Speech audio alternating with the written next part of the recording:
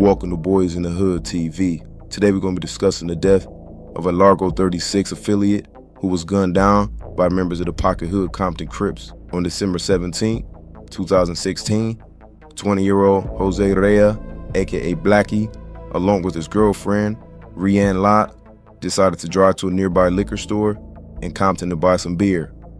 As the couple walked towards the entranceway, there was a white car with tinted windows with the interior lights on, parked on the side of the building. Once inside, Jose would see one of his homies from the local Latino gang, Largo 36. And Largo 36 hood was right across the street from this liquor store, but also it bordered their rivals, the Poccet Hood Compton Crips. And these two gangs were bitter rivals. Now Jose was not a gang member, but was affiliated through friends and family members. Now as Jose stood at the counter talking to his homie, his girlfriend Lot would go to the back and grab some beer. Moments later, a group of black men walked into the store. Damon Booker, George Lewis, Marcus Posey, William Weaver, and Jeremiah Stone. All 5 men were members of the Poccet Hood Compton Crips. Now as they walked through the store, they were staring down Jose and his homie at the front counter. As Lot grabbed a beer, she would hear one of the men saying "cuz," which she recognized as slang by the Crips. Because of this, she began to get worried. But Jose's homie from Largo 36 would ask the men where they were from, and one of the men would respond, "Fruittown, Pyru." And in response, Jose's homie from Largo would say, "Oh, we cool with them." Now after this encounter, the Poccet Hood Compton Crips would leave the store without buying anything. Shortly after, Jose and Lot both left the store with their beer. As they got into the car, Lot noticed that white car that was on the side of the building was no longer parked there. As they began driving down 130th Street, heading back to Lot's house, they noticed a white car following behind them. As they continued, that same white car would start to get closer and closer to their bumper. And that's when Rianne Lott yelled out, "They're about to hit us." So Jose would eventually stop at a nearby stop sign. And that's when Sully, that white car, pulled up on the driver's side of Jose. And in that moment, both Lotz and Jose realized that it was the same vehicle from the liquor store. Jose would tell Lot to duck down, and that's when a hand came from the passenger side window and opened fire. They would let off multiple shots, and in a hell of gunfire, Jose was hit 4 times. 2 shots to the head, 1 to the elbow, and to the arm. Immediately, the white car would hit in reverse and flee the scene. There was also a black car in front, which would speed away also. Now Lot, who was not hurt, would call 911, who would arrive on scene shortly to find Jose slumped down behind the wheel of the car. Sadly, Jose will be pronounced dead at the scene. Now detectives will get surveillance footage which showed the Poccet Hood Crips entering and leaving the store moments right before the shooting took place. A witness would come forward, which was an elderly man from a nearby church, who would tell police that he heard sounds of gunfire at around 6:40 p.m.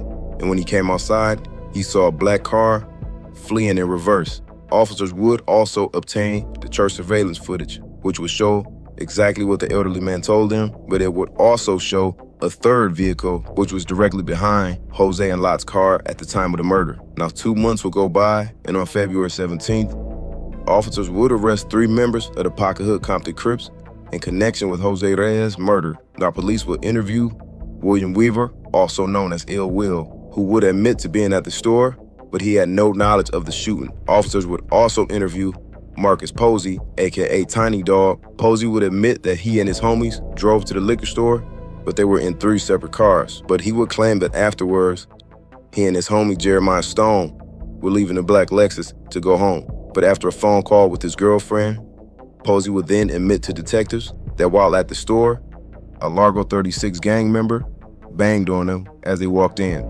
He claimed that no one from their group ever said "Fruittown, Pyru" in response. He would then go on to admit that after they left in their 3 separate vehicles, they would all pull over to the side of the road to wait for that white Grand Am to leave the liquor store. And once that white Grand Am with the victims drove down 130th Street, Lewis and Booker would pull up on the side of the car, and Booker would open fire, shooting out of the passenger window. Posey would then tell police after the murder that Jeremiah Stone would drop him off at his grandmother's house. Now, jail phone records would show that while in custody, Damon Booker would make a phone call to an unknown female saying that he was in jail and that eventually he would get out, even if it's in 15 to 20 years. Now, weeks later, on March 1st, police would arrest Jeremiah Stone. While in custody, Stone would tell police that he and Posey went to the store to buy some blunts, but when they got there, they saw their homies, Lewis, Weaver, and Booker. But immediately afterwards, they left to go back to his grandmother's party.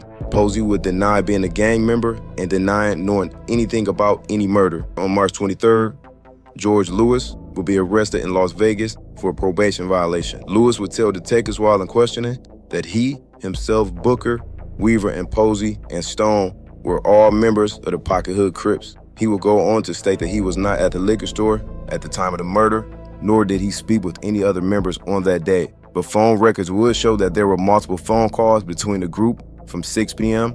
up until 8 p.m. on the night of the shooting. Now, before the trial, Weaver, Stoney, and Posey, all three members would be offered immunity to testify. All three would accept the immunity deal, but once they took the stand, each one would plead the fifth. Each would deny being a member of the gang, but a police officer would take the stand who would state that he was familiar with each of them, and all three were, in fact, members of the Poccet Hood Compton Crips. Lewis would testify that on the day of the shooting, he did meet up with his homies, and they were at that liquor store, but that he drove his red Impala there separately from anybody else. Now, Lewis would claim that nobody at the store ever asked him where they were from, and after leaving the liquor store, he went home. But prosecution will present evidence that shows cell phone records that placed Lewis in the vicinity near the murder scene around 6:43 p.m. Now, Damon Booker would not testify. By the end of the trial, both Booker and Lewis were found guilty of first-degree murder and attempted murder. Both men were sentenced to 170 years to life in prison. I would like to thank everybody for tapping in, and I'll see y'all next time.